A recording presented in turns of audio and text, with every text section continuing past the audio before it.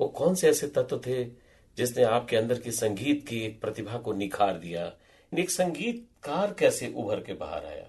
ये मेरे लिए भी बहुत हैरत की बात है। मुझे लगता नहीं कि बहुत तैयारी करके कोई साहित्यकार या कलाकार या संगीतकार बनता है। मुझे लगता है कि ईश्वर की एक इच्छा होती है, उसके अंदर एक कहीं ना कहीं कोई डिजाइन होती है कि आपके अंदर सुर ताल की समझ उसने पैदा की। कोई परिवेश मेरा सांगीतिक नहीं था, मेरे परिवार में कोई ऐसा गाने वाला नहीं था। मेरे पिताजी जरूर कहते थे कि भाई उन्होंने अपने पिता से जो है वो बहाने बना के हारमोनियम खरीदवाई वो हारमोनियम उनके पास थी, वो हारमोनियम बजाते थे। लेकिन गायकी का कोई बहुत एक्सपोजर नहीं था गांव में। जो लोक संगीत होता है वो मेरे कानों में आता रहता था, लेकिन उनकी हारमोनियम देख के मुझे ये मन करता था कि मैं हारमोनियम बजाना सीखूं।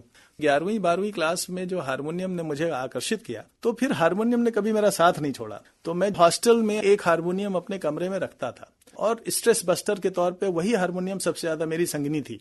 तो मैं हमेशा जब भी पढ़ाई लिखाई से बोर हो जाता था तो वो हारमोनियम उठा के मैं कुछ कुछ सीखता था।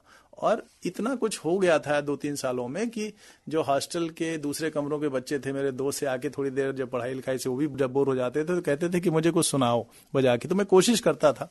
तो वो हारमोनियम फिर मेरे साथ हमेशा ही रही। और बड़ा इंटरेस्टिंग है कि एसडीएम बनने के बाद, जब इस सर्विस में आने के बाद मुझे सैलरी मिली, तो मैंने जो सबसे अच्छी हारमोनियम उस समय हो सकती थी अपनी तनख्वाह से मैंने खरीदी। बहुत खुशी उससे मुझे मिली। और वो हारमोनियम जो मैंने उस समय खरीदी थी आज भी है। हालांकि मेरे पास 2-3 हारमोनियम और भी है।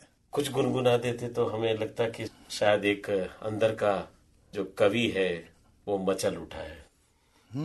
आँखों में इकरार नहीं है, आँखों में इकरार नहीं है, कह दो हमसे प्यार नहीं है, कह दो हमसे प्यार नहीं है, आँखों में इकरार नहीं है।